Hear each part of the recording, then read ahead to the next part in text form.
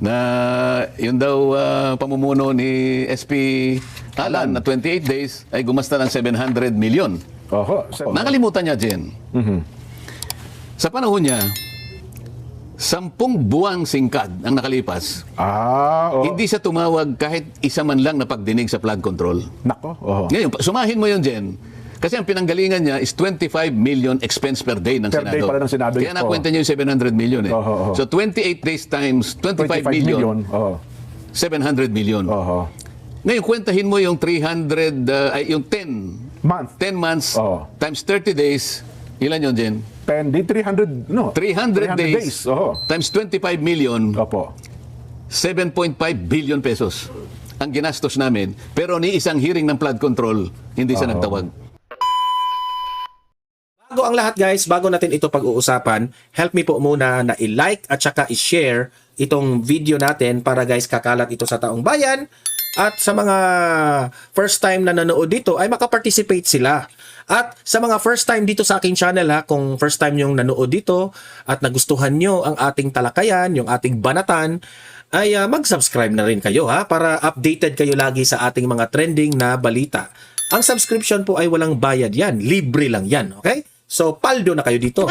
Heto na nga, no, si Senator Marcoleta nagsalita na patungkol po sa nangyari sa Senado kung saan itong si Senator Joel Villanueva ay nag-over the backod na at may panibago na pong majority.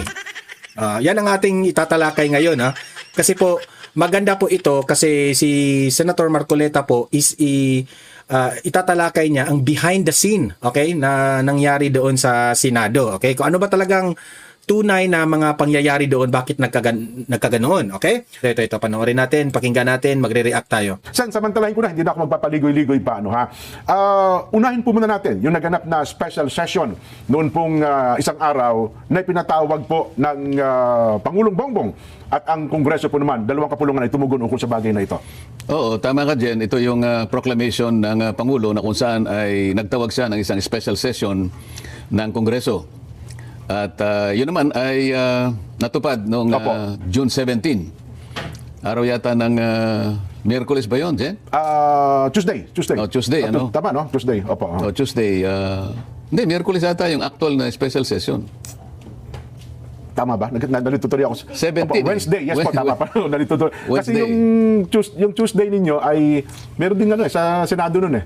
Kaya special session, yung Wednesday. Tama po kayo. Wala, Wednesday. yung a day prior to that, June 16, ay nagpalabas ng notice Yes po, ang Senado na magkakaroon nga on the next day ng special session. Yung Tuesday pa na binabanggit ko sa inyo, yung press con ng ex-soldiers doon sa Double Gem. Yung pala nasa isip ko.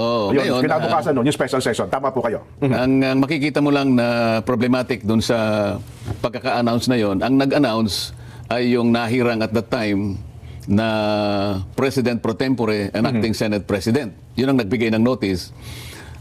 Sa makatwid, problematic yun dahil sa ating saligang batas din, maski sa tuntunin namin, Opo. ang gagawa ng notice na yun is the Senate President. At sa panig namin, ang kinikilalang Senate President is Alan Cayetano. Hindi si Sherwin Gatchalian. Senator Sherwin Gatchalian. Sa kadahilanan na nung sila ay gumawa ng ganong klaseng aksyon, ay ipahayag nila na siya ang Senate President pro tempore and acting Senate President, 12 lamang sila. Yes po. Malinaw Sa yun. kakulangan ng quorum na itinatadhana sa saligang batas, maging sa aming tuntunin, ito naman ay maliwanag na paglabag doon sa tinatawag nating majority rule. Opo. Na ang majority kasi ay 13 sapagkat hindi naman nababawasan ang bilang ng mga senador na 24. Yes po. So, maaring sasabihin nila dyan na correct naman yon, sabi niya, sapagkat mga ilang oras noon, nung November 17, dumating nga yung pang-13 sa kanila. Yes.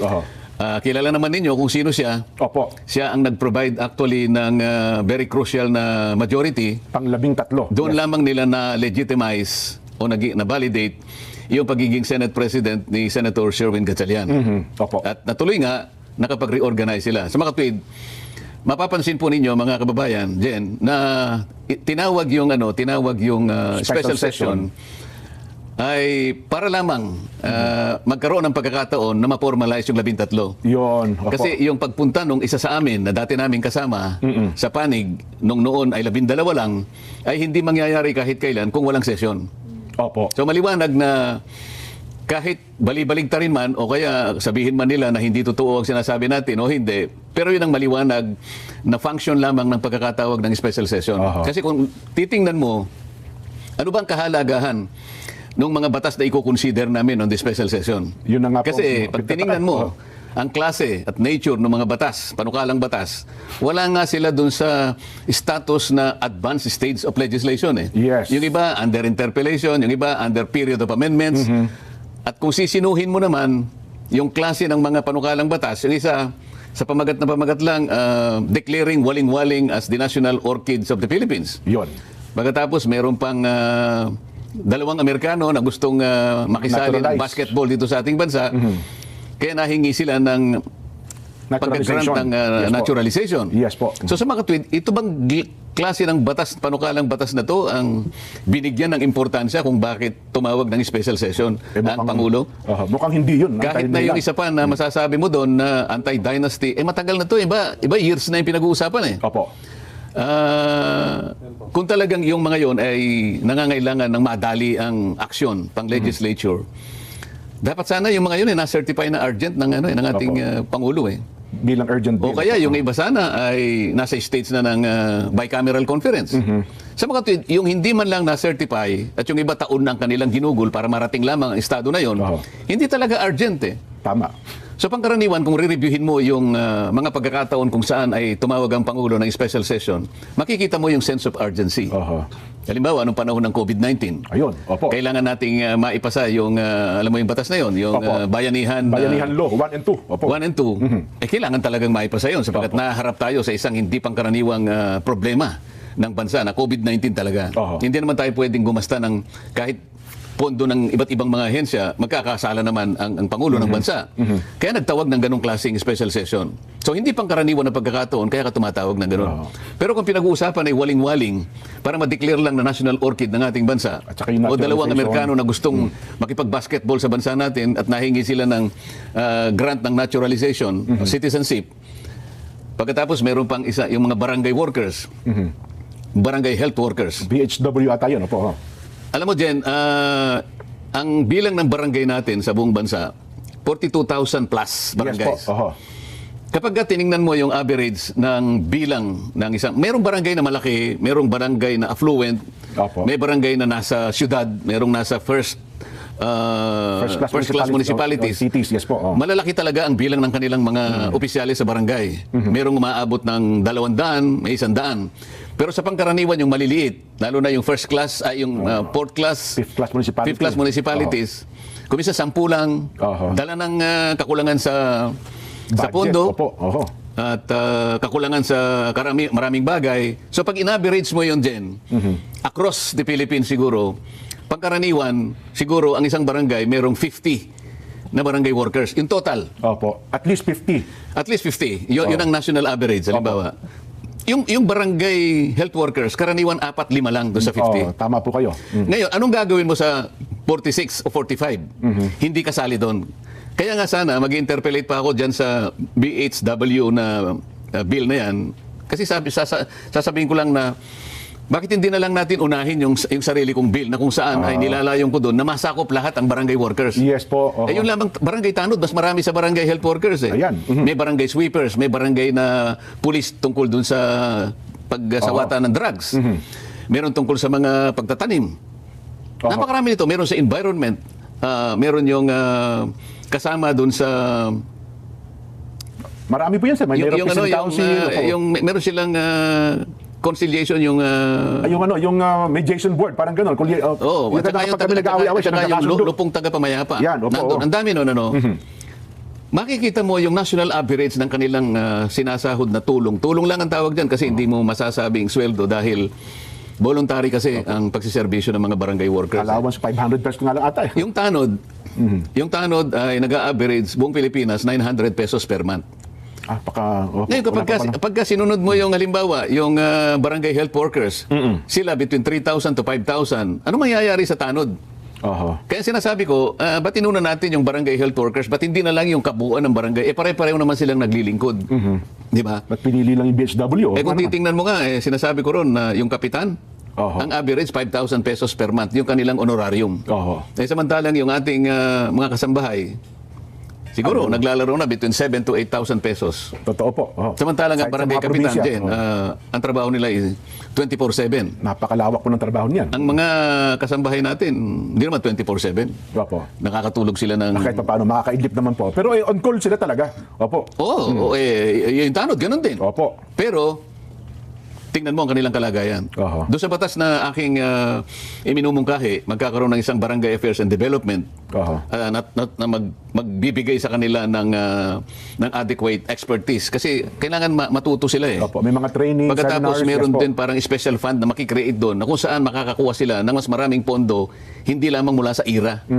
Para sa ganon, eventually, lahat ng barangay workers makapagsimula man lang kahit na yung minimum wage. Oho. Kasi kapag ka nag-minimum wage ka, halimbawa dito sa bansa, sa Metro Manila, Manila, magkano opo. ang minimum wage dito? Para mga 600 na po ngayon per day. O 600, More or less, opo. 600 times 30, at least 18,000. Opo, oho. Hindi naman yung 1,000 pesos.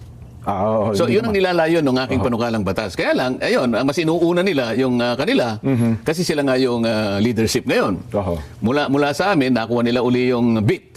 Ano? Opo. Sila ulit ang may hawak ng bit nila. Dati kami ang may hawak ng beat, pero ayun nga, pagkatapos ng wala pang isang buwan, parang 28 days 28 lang. days. Kino-question pa nga yung 28 days na yun. Ah, Gumastos daw ata si Senador Alan Cayetano ng 7 million. Oo, Opo, kaya natin 250 million, dinidiscuss, Jen. Opo. Kaya natin dinidiscuss. Opo.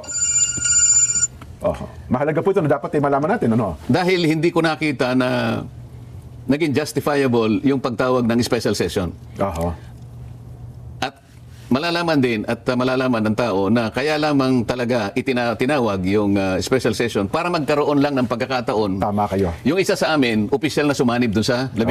Oo. Para sa ganun, yung quorum na hinihingi Oho. na 13 ay magkaroon Yan. ng katuparan. Oho. Hindi kasi formally makakasanib yung isa kung walang special Walang session. special session. Yes po. O, yun ang gusto nating malinaw na ipaliwanag.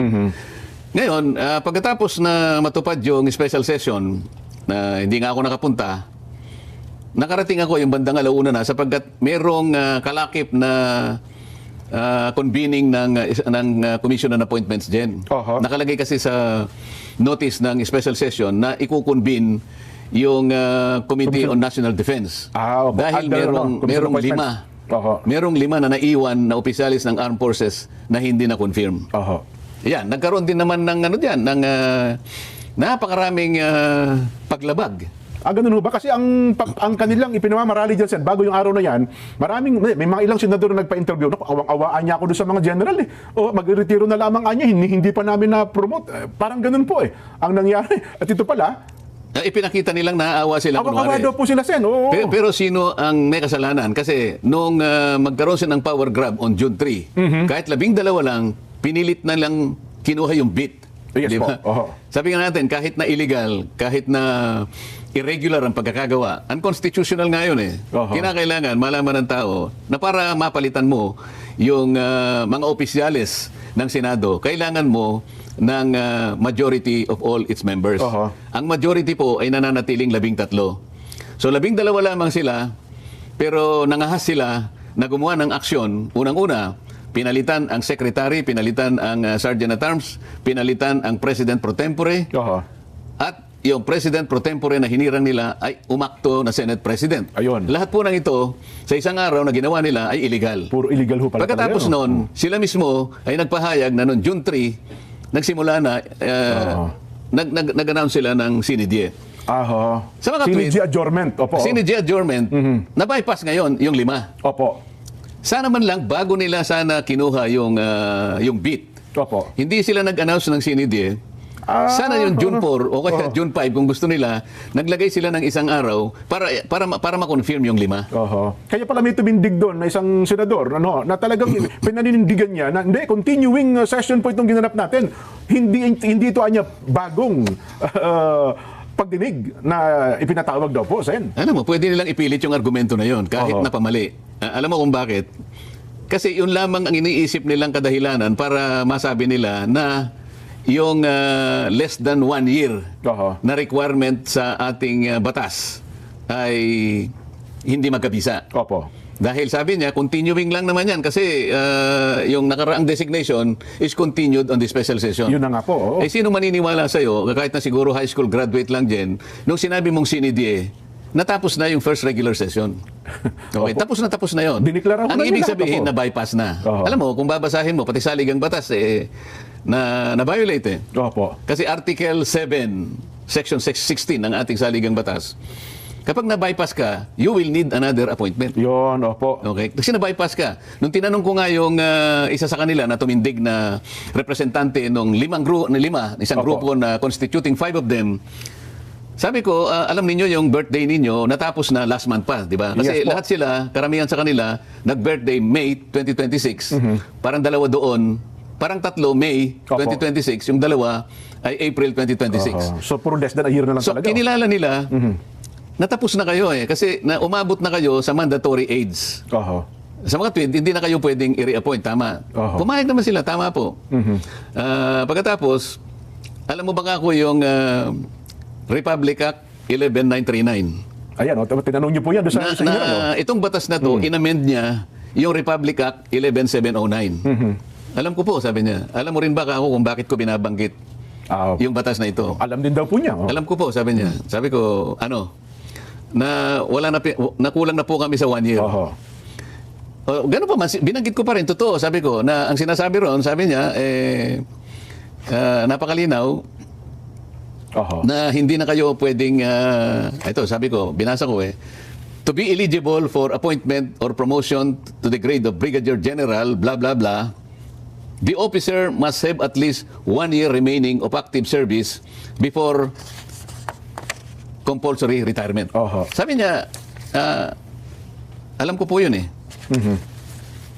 Yun na Ngayon, po, sagot niya, oh. paano ngayon yan? Sabi ko, ako,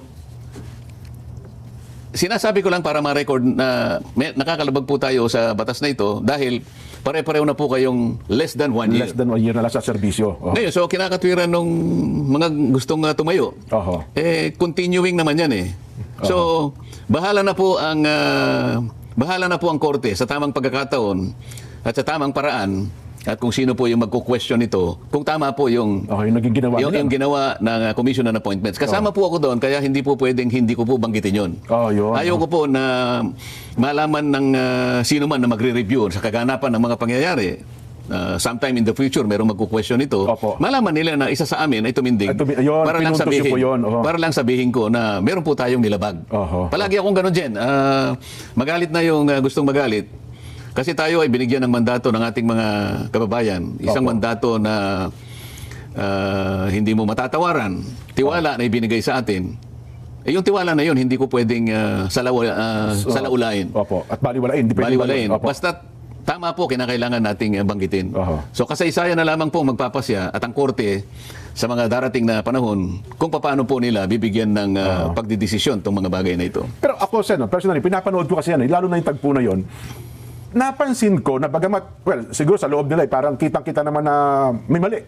Pero nahalata ko na parang ipinipilit talaga nila na ma-promote yung mga general na yon. Ano bang dahilan? Bakit kinakailangan nilang i-promote?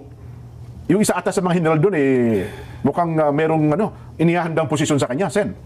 May nagsabi nga sa akin, Jen, again, Opo. kung ang sapantaha mo ay tama, araw lang ang makapagpapatunay na maring isa sa kanila ang papalit sa ating Chief of Staff, General Browner. Kasi yun ang kanilang, yun ang bali-balita lang. Oho. So parang may isa doon na kandidato para maging Chief of Staff ng AFP. Oh, ako naman hindi Aha. naman importante sa akin 'yon. Ang importante sa akin ay magawa namin lahat ang aming tungkulin, yung pag-conduct namin ng aming sesyon ay palaging nasa tamang tuntunin. Opo. Kasi isip-isipin mo naman, doon lamang sa kawalan ng reappointment.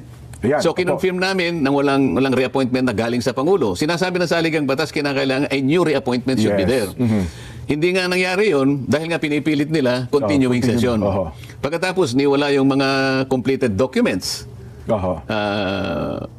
Bawat isa sa kanila na kumpleto nila yung dokumento. Yung iba yata na kumpleto before their birthday, pero karamihan sa kanila na kumpleto yung documents nila after their birthdays. Ayun, oho. Halimbawa, yung General Peralta yata, May 14 ang birthday niya, na kumpleto niya yung dokumento for purposes of confirmation, May 26. After ng tingnan birthday mo, niya? paano mangyayari yun? Pangalawa, yung notice. Sa tuntunin ng Commission on Appointments, lahat ng miyembro kinakailangan magkaroon ng notification in 5 days. 5-day notice. So, kinakailangang mag-move sila na sinususpinde ang operation ng tuntunin ng Commission on Appointments para lang yung notice ay baliwalain. So, ang tanging kasi po, kawawa naman sila eh. Wala silang kasalanan. Maaari nga.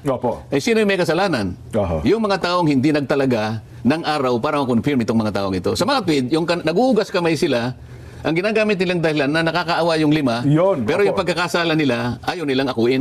At is parang sinisisi pa sa kampo ninyo, Sen, yung nangyaring na-delay sila. Kasi nga, nagkaroon daw ng walkout. Hindi daw kayo pumasok sa sesyon ng mga Pero nakalipas may na time araw. pa naman dun eh. Sino yung nagpanukala na June 3, nag-declare sila na sinidi eh. Sino sa kanila? Hindi ba sila? Ayun. Dapat sana, bago nila ginawa yun, meron sana isang araw for confirmation. Kasi hanggang Friday pa dapat para continuing. Oo nga po, kasi dapat hanggang Friday pa po yun, di ba? Hanggang Friday yun.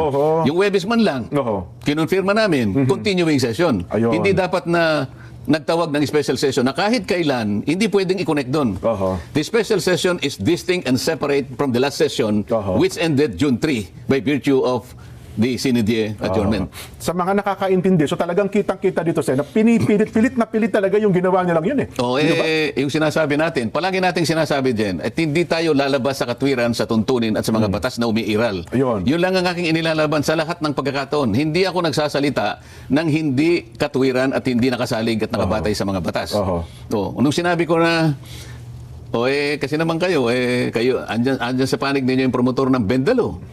So hanggang ngayon puro Bendalo ang nangyayari. Puro pamimilipit sa batas eh. Tapos nung makalipas ang ilang parang matapos yun parang ang dating ipinilalabas pa nila sa media at social media na parang bagang kontrabida kayo. Kayo kasi kinukontra nyo raw yung confirmation ng 5. Hindi ako kontra ron. Kung talagang wala silang kasalanan, alam ko rin na maaaring wala silang kasalanan. Maliban lang doon sa pagkukulang nila na mag-submit ng dokumento kasi sa kanila dapat yun eh. Sa kanila manggagaling. Ang initiative ng manggagaling sa kanila, May 14 halimbawa ang birthday mo, dapat sana before that, nakumpleto mo na para ganap kang walang kasalanan.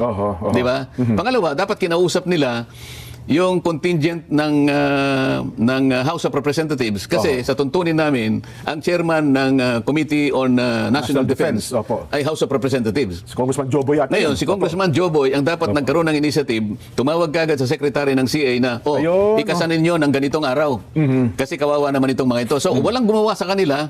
At ito namang mga, siguro walang nag-remind sa kanila para lahat ng dokumentong kinakailangan na maipasa nila right before their respective birthdays.